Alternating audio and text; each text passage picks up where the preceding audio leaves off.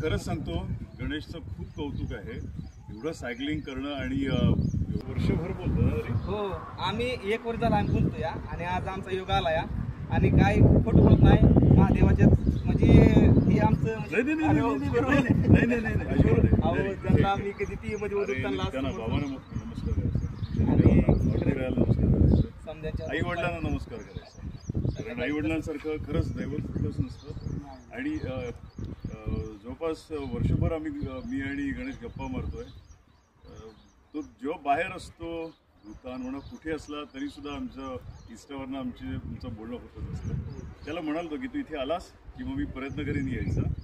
आणि आत्ताच एक 2-3 दिवसापूर्वी आमचं बोलणं झालं होतं की कधी येणार काय वगैरे. तिथं मी असंच अक्कलकोटला गाणगापूरला जात होतो, तेवढा टेंबुणी वाचला. म्हटलं पहिले गणेशला फोन करूया, आणि लिटरली 5 मिनिटामध्ये गणेश आणि माझी भेट झाली. Thank you sir. खरंच गणेशचं खूप कौतुक आहे. एवढं सायकलिंग करणं आणि एवढ्या सगळ्या त्या परिस्थितीमधनं जाणं खरंच खूप कठीण आहे.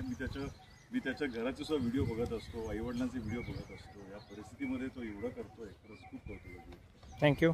तर ह्या वयामध्ये त्रास देण्यापेक्षा काहीतरी आई वडिलांचं नाव कमवा, फक्त एक सांगणं माझं.